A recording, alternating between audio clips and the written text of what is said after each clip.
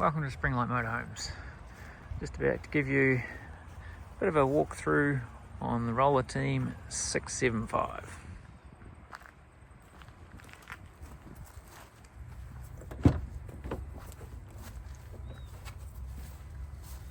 Inside the cab here, you'll find the park brake or handbrake on the outer side. Obviously most of you will be used to it on the inside. So it works a little bit different to most handbrakes. So right now it's actually applied and on, and you'll notice that it's quite loose. Now when it's loose like that, that means it's applied. So to use it, you just pull it up till it stops, put your finger on the button, lower it down to the very bottom, and then release. And you'll notice that it drops straight down once it's been reapplied. What a lot of people do wrong is when they're releasing the park brake, they'll just take their thumb off the button just a little bit too soon before they take it all the way down, in which case it's actually stopped here and it's still applied. Now you're still going to have your park brake warning on the dashboard to let you know that the park brake's still on, but that's just a pretty common thing to look out for, so just keep an eye on that. Most things in the cab here you should be familiar with if you've been driving for a while. One thing that's a little bit different on the Fords here is you've got your lights here on the side. Indicators are on the left here. You've got your standard automatic transmission, and in the middle here you've got this nice little device for holding your phone or tablet. For the blinds on the side, you just pinch in the middle here. Once it pops out, it's really important to guide it with the top hand as well as the bottom, because there's a track running along the top. Sometimes they get a bit stuck in here, and if you just pull it from here, they can break in through this knuckle. So grab from the top as well as here, bring it along. That'll just magnetically hold in the bottom there, and then when you're ready to put it away, slide it back there until that clicks into place, just like that. They just pinch in here, and then this just pulls across. Guide it through to the middle, and then the other side also comes across, and they just magnetically hold in the middle. Putting them away, you're just going to push across, just make sure they clip in the middle. Both sides, just like that. Just moving around the outside of the motorhome. First thing to note on this side, you've got the vent for the heater and hot water system. The significance of that is if you open this window when this is turned on, this will be venting inside, which is obviously bad. So just in the window here, you'll notice there's a little micro switch, and if this window is open, that activates this micro switch, which turns off your heater and hot water. So if you're having any heater and hot water issues, just make sure you've got this window shut properly. As I said, otherwise this will just turn it off. Okay. Moving around a bit further, down the bottom here we've got the grey waste. In the green here you will find the grey water hose. First of all, you will open this here, put this in where the cap was, and then tighten on here. The other end is going to go down into the dump station area, and then once that's in, then you can open the valve and the waste will start flowing through the hose.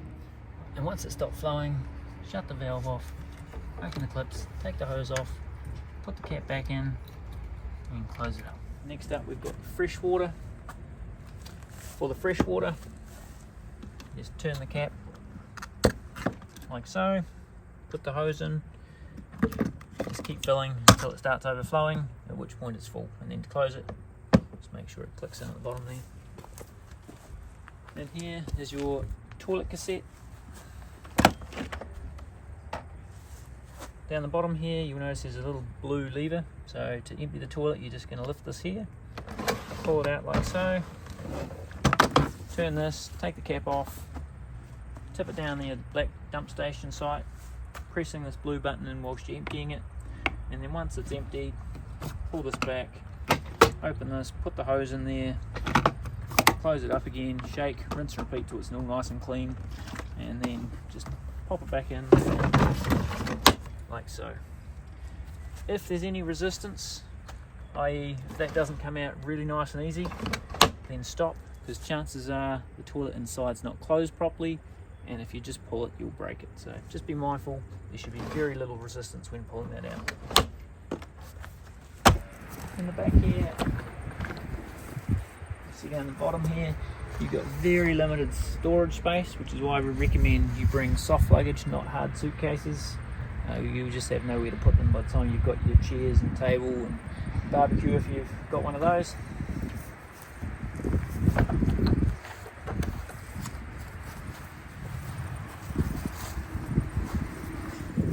Same thing on this side, storage. So this particular one we've got set up for barbecue, which as you can see fits in there really nicely. And then moving around a little bit further, we've got the power, which is your 230 volt hookup. You just lift the flap like so. The electricity cable goes in here. In the orange compartment, this is where we're going to find the electricity hookup cable. So once you've removed that, you look for the end with the flap on it. The end with the flap on it, that's the end that's going to go into the motorhome. So just lift that up, lift your flap, pop it in there like so. And then once that's in, you'll hook the other end into the campsite power. When you're ready to remove it, just make sure that you push down on this piece here, which lifts the flap, unlocking it, pushing down on there, remove it, and then just make sure you click it down tight for driving. And just a reminder, if you don't have that cable plugged in, none of the 230 volts inside will work, i.e. your electric kettle and toaster. But not to worry, because you've still got your gas kettle for when you have no electricity, and all the lights and everything else are still going to work. Up the front here, this is where your LPG bottles store. That's just controlled on the top here, so clockwise is closed, anti-clockwise like so turns it on, and you've also got your shut-off valve just here. So when it's in the inline position, it's on, and turning it across, that's the shut-off. In these bags, you will find your grey water hose in the green, your fresh water hose in the blue, and your electricity hookup in the orange.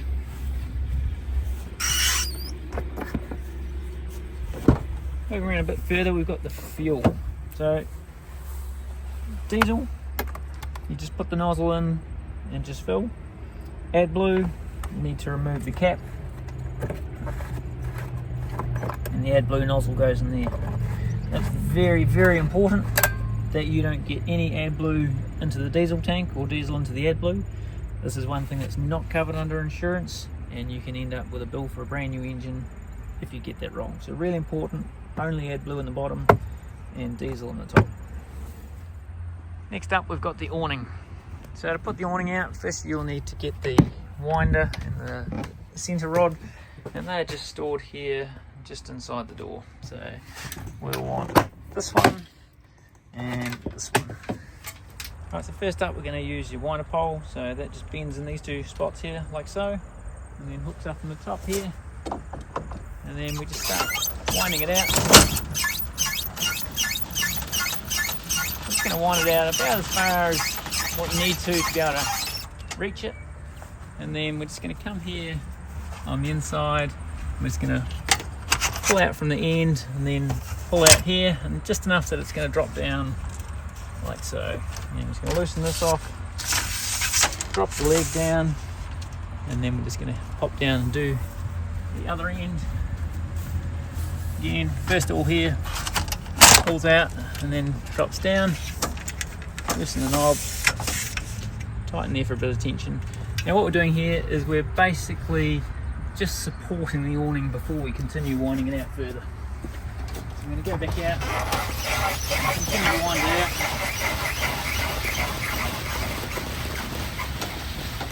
And then once you've got it out to the distance you want, you just come to the middle and then just lift whilst the legs straighten, and there you've got your supports back in the middle.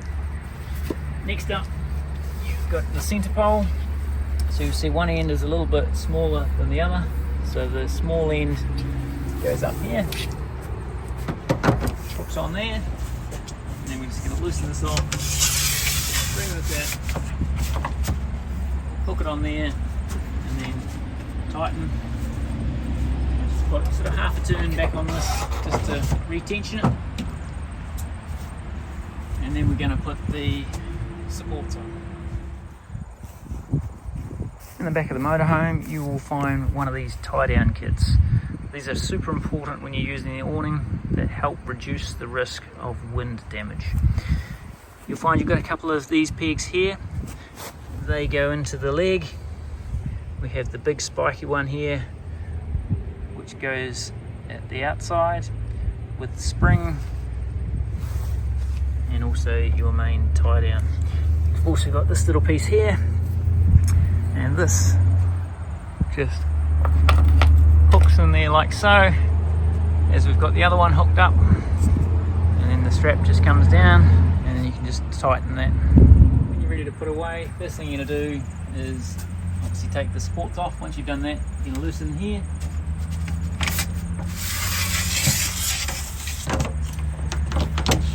Take that off there. Then we're just going to wind it in, not all the way. First of all, we're just bringing it in until we can get those legs folded away.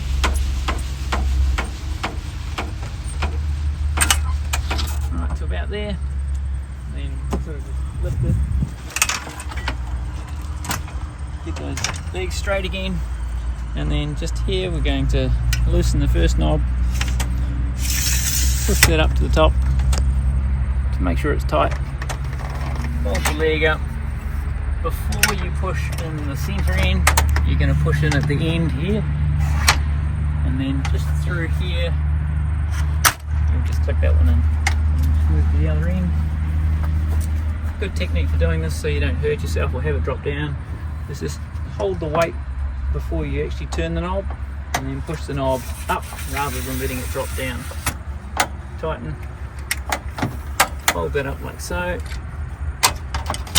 push in at the end, and then just up here you'll see this little bit of plastic here, that just clicks in, and then we're just going to wind it in the rest of the way.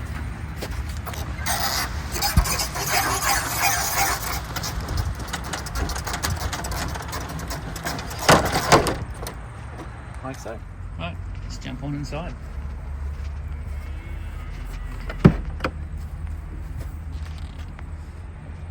First thing to note here is the rubbish bin. This is one of the more fragile parts of the motorhome. This little grey piece here is the fragile part. You've got a few clips along here, one here, here, and a couple in the middle. So just when you're taking it out, just be real gentle with that piece, otherwise they can break in here. So when you've got your bag liner in, just place it down gently, clip it in like so, and it will be fine. Up here we've got the blackout blind for night time, and on the door we've got your bug screen. One thing to note, when the bug screen is closed, the bin won't fit through, so if there's any wind that might blow the door shut, just make sure you don't have this across, or that's going to break the screen.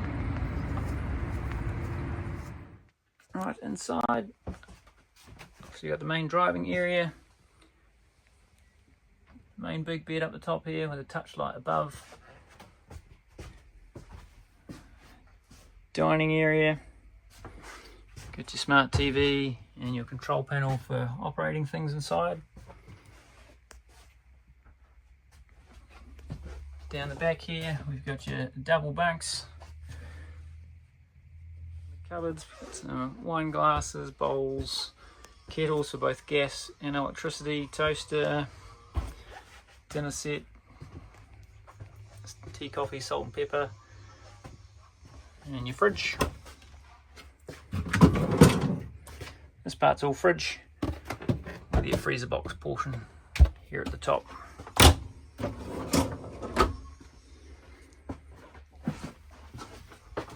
Down in here we've got your wardrobe space, and then just a little bit of storage down the bottom, which also has your fuse box. Dining table, so to move that backwards and forwards you just need to pull it up onto the angle like so, and then you'll be able to go backwards and forwards. But for now we're going to lift it off out of the way so we can show you what's underneath.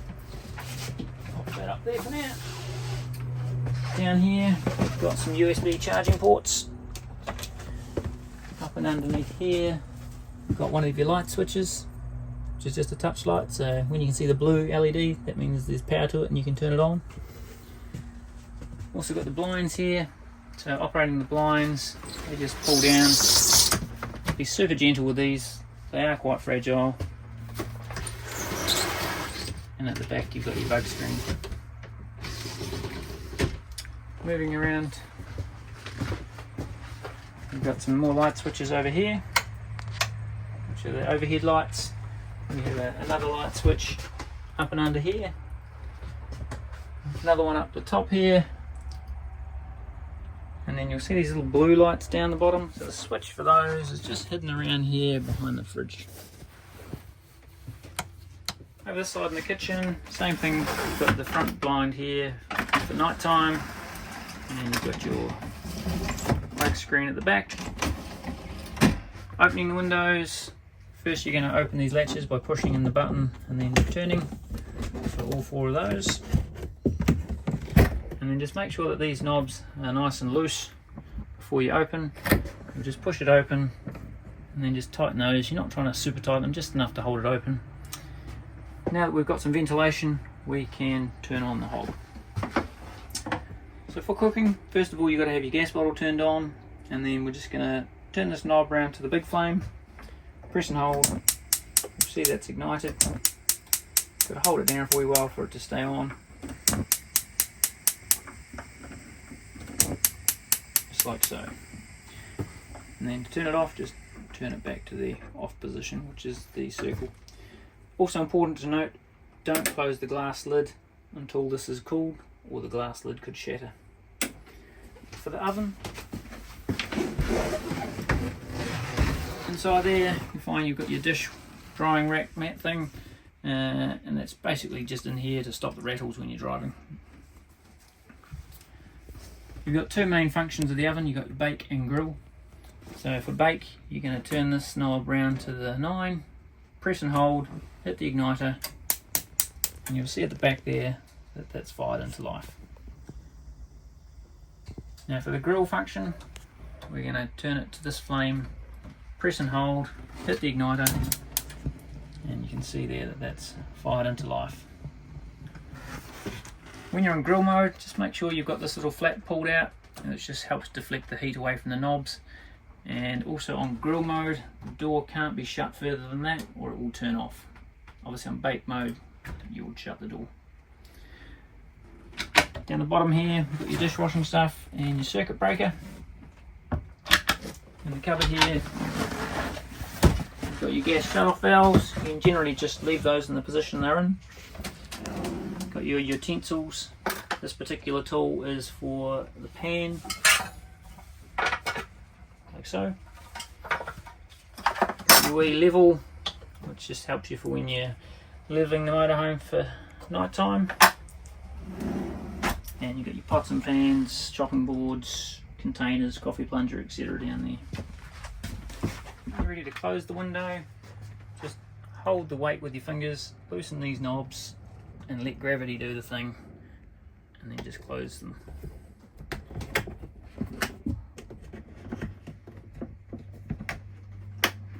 Just like that. In here we'll find the toilet and shower. So your toilet's here and the shower. As far as operating the toilet goes, up here we have the chemical for it.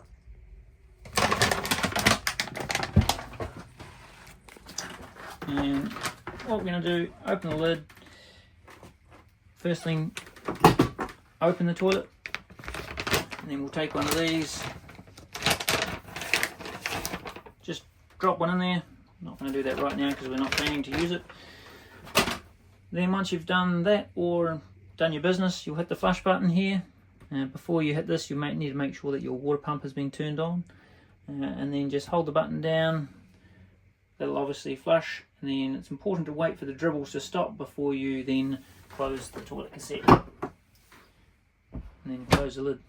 Also note, it does swivel for maximum comfort. Here we have the control panel that operates your heater and hot water and checks out your resources. So to liven the panel, you just press either one of these 2 buttons and then hit the unlock screen button, and now we're in. First one we're going to look at is resources. So you can see here the starter battery and leisure battery voltages, and you can also see here your water levels. So the top one is your fresh water and the bottom one is your grey water or dirty water. If we hit the back button, we can go to room climates. This is for your heater, and to activate that you just hit heating, Generally 18 degrees is a good temperature for the motorhome, and comfort's a good setting.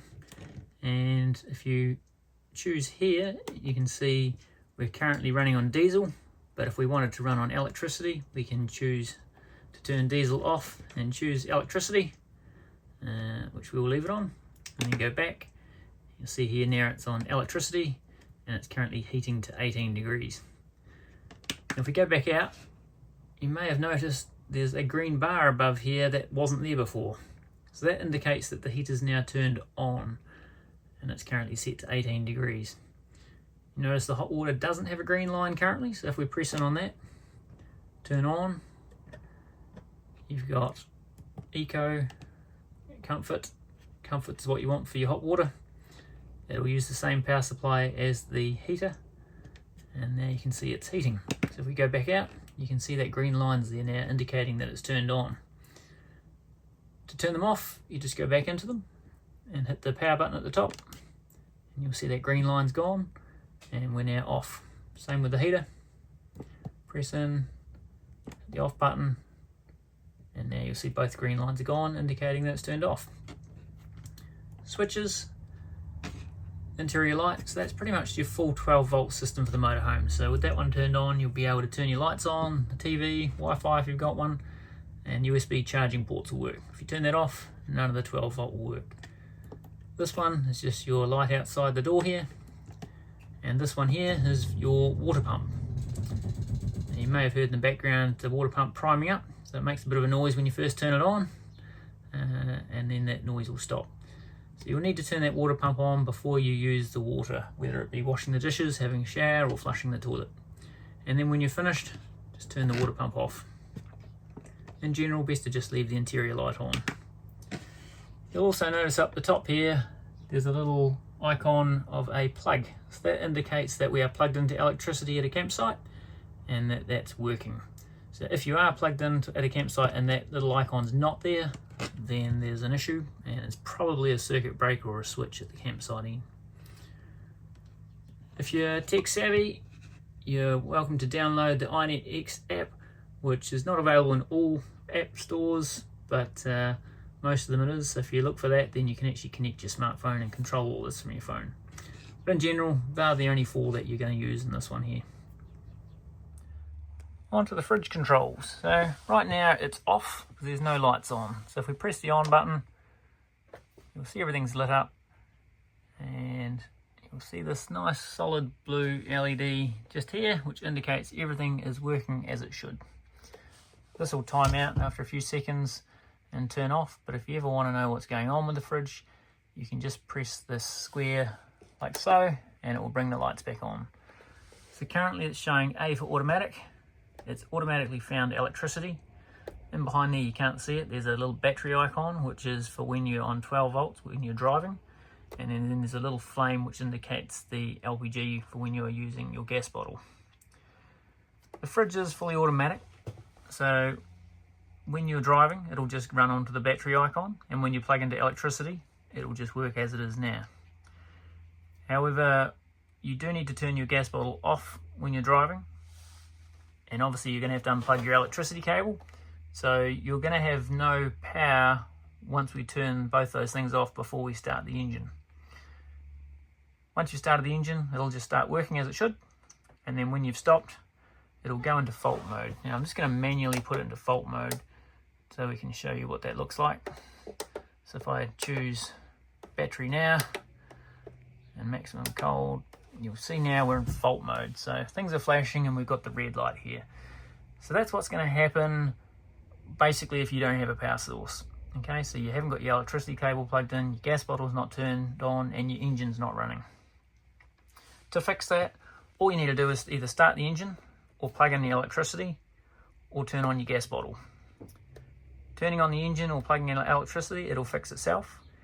However, once you go to the gas bottle, there's no electronic signal from the gas bottle to the fridge for it to know that you've done that. So what you'll have to do in that case is just press and hold here to turn it off. Once all the lights have gone off, you'll just press and hold. Once it's turned back on, it'll come back on. It should still be on automatic from when you had it earlier, not like the manual mode I had. And then it will find either electricity or the gas bottle or the battery if you're driving. And if you've got your blue light, you're good as gold. If you don't have your blue light, then check your power sources. If you've got electricity, just check it is plugged in properly. And if you do have your LPG bottle turned on, if it hasn't worked the first time, just press and hold to turn it off again, and press it on to turn it on again. Sometimes it requires you to do that once or twice, but it should come through eventually.